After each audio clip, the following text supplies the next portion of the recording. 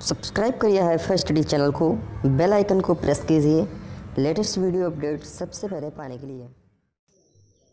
Hello दोस्तों, तो कैसे हो आप सभी। स्वागत है फिर से आपके अपने चैनल हाईफाई स्टडी पे। दोस्तों आज की जो वीडियो है वो आप सबके लिए बेहद इंपॉर्टेंट होने वाली है, क्योंकि आज की वीडियो में साथियों मैं आपको बताने वाला हूँ यहाँ पर बहुत ही ज़्यादा इंपॉर्टेंट क्वेश्चंस, जो कि आपके जितने भी यहाँ पर क्वेश्चन बनते हैं बौद्ध से संबंधित, ठीक है साथियों, बौद्ध से संबंधित आपके जितने भी यहाँ पर क्वेश्चंस बनते हैं, महत्वपूर्ण अतिलघुत्री क्वेश्चन आप समझ लीजिए, वो सारे के सारे इस वीडियो में हम लोग देखने वाले हैं साथियों। ठीक है, तो यहाँ पर थोड़ा सा इसके बारे में हम लोग जान लेते हैं। सबसे पहले यहाँ पर कि बौद्ध धर्म भारत की श्रमण परंपरा से निकला धर्म और दर्शन है। इसके प्रस्थापक महात्मा बुद्ध गौतम बुद्ध थे। ठीक है, और वे 563 ईसा पूर्व में या 483 ईसा पूर्व तक रहे। 563 से 483 ईसा पूर्व तक रहे। ईसाई और इस्लाम धर्म से पहले बौद्ध धर्म की उत्पत्ति हुई थी, और दोनों धर्म के बाद यह दुनिया का तीसरा सबसे बड़ा धर्म है। और इस धर्म को मानने वाले ज़्यादातर चीन, Japan, Korea, Thailand, Cambodia, Sri Lanka, Bhutan, Nepal और भारत जैसे कई देशों में रहते हैं। क्लियर हो गया ना। और यहाँ से अगर हम बात कर लेते हैं फर्स्ट क्वेश्चन आपका कि बौद्ध धर्म के संस्थापक गौतम बुद्ध थे। इन्हें एशिया का ज्योतिपुंज कहा जाता है। इन्हें एशिया का ज्योतिपुंज कहा जाता है। सेकंड नंबर का क्वेश्चन हमारा बनता है साथियों, ये पॉइंट है इंपॉर्टेंट क्वेश्चन, इन्हीं से आपके क्वेश्चंस भी बन सकते हैं। ठीक है, तो यहाँ पर सेकंड नंबर हो जाएगा गौतम बुद्ध का जन्म 563 ईस्वी पूर्व में उस ईसा पूर्व के बीच शाक्य गणराज्य की तत्कालीन राजधानी कपिलवस्तु के निकट लुम्बिनी नेपाल में हुआ था। उसके बाद थर्ड नंबर हो जाएगा हमारा कि इनके पिता शुद्धोधन शाक्य गढ़ के मुखिया थे। इनके पिता जो थे शुद्धोधन। ठीक है, उसके बाद नेक्स्ट हमारा फोर्थ नंबर हो जाएगा कि सिद्धार्थ के जन्म के 7 दिन बाद ही उनकी माँ माया देवी का देहांत हो गया था। 5 नंबर है हमारा कि सिद्धार्थ की सौतेली माँ प्रजापति गौतमी ने उनको पाला था। अगर यहाँ पर बात कर लेते हैं कि उनको पाला किसने था, तो उनकी सौतेली माँ थी प्रजापति गौतमी ने उनको पाला था। और इनके बचपन का नाम क्या था साथियों? सिद्धार्थ था। ठीक है, अगर बात कर लेते हैं यहाँ पर गौतम बुद्ध के बचपन का नाम क्या था, तो सिद्धार्थ था। नेक्स्ट यहाँ पर बनता है कि सिद्धार्थ का 16 साल की उम्र में दंडपाणि शाक्य की कन्या यशोधरा के साथ विवाह हुआ, और इनके पुत्र का नाम क्या था? राहुल था। इनके एक पुत्र था, उसका नाम क्या था? राहुल था। यहाँ से बात कर लेते हैं कि सिद्धार्थ जब कपिलवस्तु की सैर के लिए निकले तो उन्होंने 4 दृश्यों को देखा था। कौन कौन से दृश्य थे? बूढ़ा व्यक्ति, एक बीमार व्यक्ति, शव ले जाते लोगों को देखा था, और एक सन्यासी को देखा था। यहाँ पर 4 दृश्यों को उन्होंने देखा था।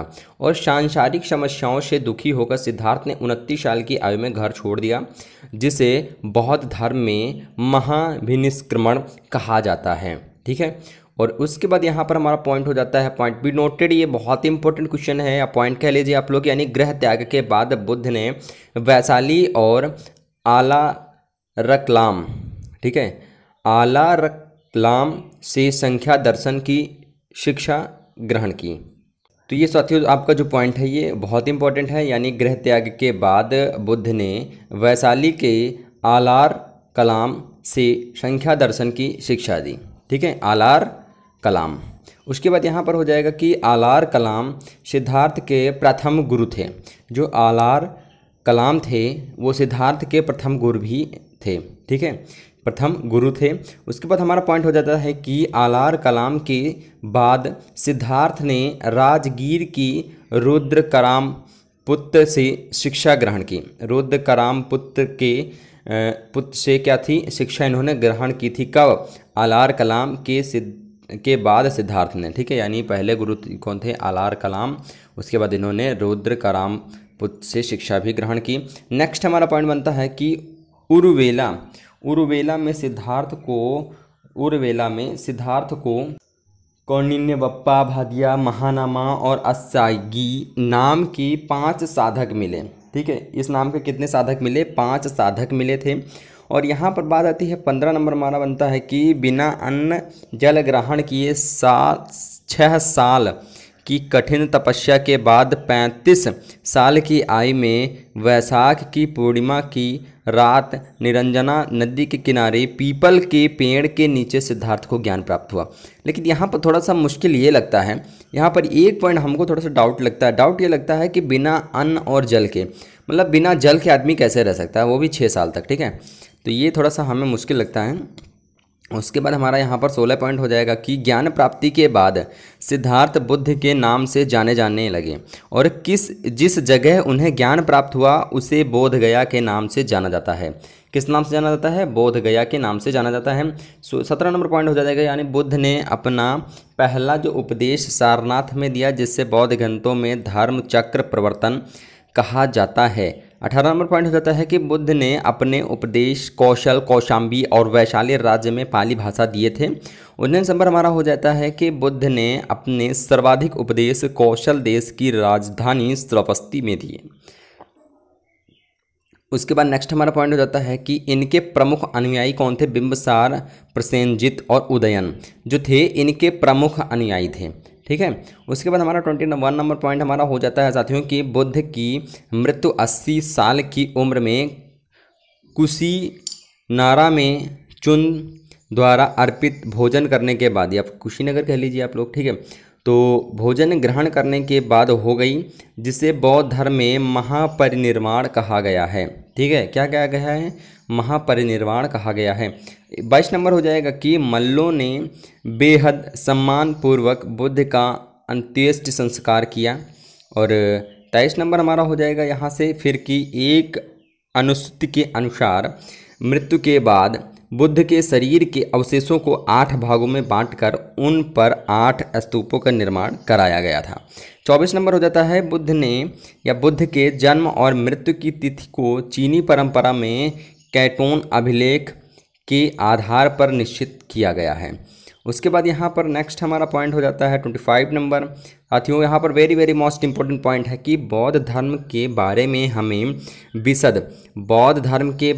हमें विशद ज्ञान पाली त्रिपिटक से प्राप्त होता है। 26 नंबर हमारा पॉइंट हो जाता है कि बौद्ध धर्म अनीश्वरवादी है। बौद्ध धर्म क्या है? अनीश्वरवादी है और इनमें आत्मा की परिकल्पना भी नहीं है। इनमें क्या है? आत्मा की बिल्कुल भी परिकल्पना ही नहीं है। 27 नंबर हो जाएगा कि बौद्ध धर्म ने पुनर्जन्म की मान्यता है। बौद्ध धर्म क्या है कि हाँ भाई, अगर कोई मरता है तो वो पुनः जन्म भी लेता है। ठीक है, ये मान्यता है किसमें? बौद्ध धर्म में है। 28 नंबर हो जाएगा कि तृष्णा को क्षीण हो जाने की अवस्था को ही बुद्ध ने निर्वाण कहा है। तृष्णा को क्षीण हो जाने की अवस्था को ही बुद्ध ने निर्वाण कहा है। 29 नंबर पॉइंट हो जाता है हमारा कि बुद्ध के अनुयायी 2 भागों में विभाजित थे। पहला कौन सा भाग था? कि भिक्षु बौद्ध धर्म के भिक्षुक थे और एक उपासक थे। ठीक है, 2 भागों में थे। भिक्षुक क्या थे? बौद्ध धर्म के प्रचार के लिए जिन लोगों ने संन्यास लिया उन्हें भिक्षुक कहा गया। और उपासक कौन थे? गृहस्थ जीवन व्यतीत करते हुए बौद्ध धर्म अपनाने वाले उपासक कहते थे। और इनकी न्यूनतम आयु कितनी थी? 15 साल थी। ठीक है, इनकी न्यूनतम आयु 15 साल थी। और उसके बाद हमारा 30 नंबर कुछ पॉइंट हो जाता है हमारा कि बौद्ध संघ में प्रविष्ट होने को उपसंपदा कहा जाता था। क्लियर हो गया। उसके बाद यहाँ पर आता है कि प्रविष्ट बौद्ध धर्म के त्रिरत्न हैं बुद्ध, धम्म, संघ। बुद्ध, धम्म और संघ, ये इसके धर्म के त्रिरत्न हैं। उसके बाद हमारा 32 नंबर पॉइंट हो जाता है कि चतुर्थ बौद्ध संगीत के बाद बौद्ध धर्म 2 भागों में विभाजित हो गया। कौन सा? हीनयान और महायान। हीनयान और महायान 2 में विभाजित हो गया, 2 भागों में विभाजित हो गया था। उसके बाद हमारा आता है कि धार्मिक जुलूस सबसे पहले बौद्ध धर्म में ही निकाला गया था। जो धार्मिक जुलूस था वो सबसे पहले बौद्ध धर्म में ही निकाला गया था। नेक्स्ट हमारा पॉइंट बनता है 34 नंबर की बौद्ध धर्म का सबसे पवित्र त्यौहार बैसाख पूर्णिमा है, जिसे बुद्ध पूर्णिमा कहा जाता है। जिसे क्या कहा जाता है साथियों? बुद्ध पूर्णिमा के नाम से जाना जाता है। और अगला हमारा पॉइंट होता है कि बुद्ध ने सांसारिक दुखों के संबंध में 4 आर्य सत्यों का उपदेश दिया है। ये हैं दुख समुदाय, दुख निरोध और दुख निरोधगामिनी प्रतिपदा। ठीक है, ये हैं इसके क्या? 4 आर्य सत्यों का उपदेश दिया था। उसके बाद हमारा नेक्स्ट पॉइंट हमारा साथियों यहाँ पर बनता है, वेरी वेरी मोस्ट इंपॉर्टेंट है साथियों, सांसारिक दुखों से मुक्ति के लिए बुद्ध ने अष्टांगिक मार्ग की बात कही है। ये साधन है सम्यक दृष्टि, सम्यक संकल्प, सम्यक वाणी, सम्यक कर्मांत, सम्यक आजीव, सम्यक व्यायाम, सम्यक स्मृति और सम्यक समाधि, ये इन्होंने कहा था। उसके बाद हमारा नेक्स्ट पॉइंट हो जाता है हमारा कि बुद्ध के अनुसार अष्टांगिक मार्गों के पालन करने के उपरांत मनुष्य की भव तृष्णा नष्ट हो जाती है और उसे निर्वाण प्राप्त होता है। 38 नंबर पॉइंट हमारा साथियों बनता है कि बुद्ध ने निर्वाण प्राप्ति के लिए 10 चीज़ों पर जोर दिया है। कौन कौन सी चीज़ों पर? अहिंसा, सत्य, चोरी न करना, किसी भी प्रकार की संपत्ति न रखना, शराब का सेवन न करना, असमय भोजन, सुखद बिस्तर पर न सोना, ठीक है, और धन संचय न करना, महिलाओं से दूर रहना और नृत्य गान आदि से दूर रहना।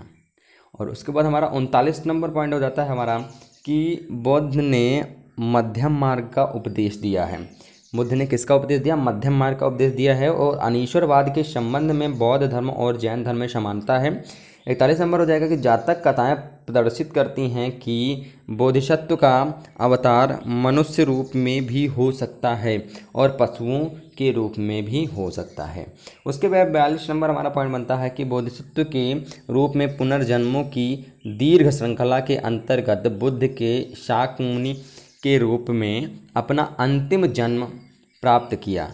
43 नंबर हो जाएगा सर्वाधिक बुद्ध की मूर्तियों का निर्माण गांधार शैली के अंतर्गत किया गया था, लेकिन बुद्ध की प्रथम मूर्ति मथुरा कला के अंतर्गत बनी थी।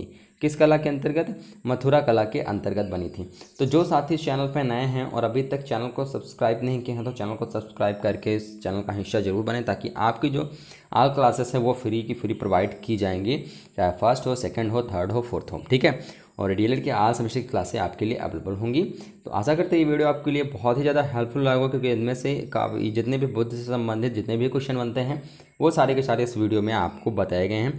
साथ में आपको पता भी होगा कि ये पीडीएफ साथियों आपको कहाँ पर प्रोवाइड होती है।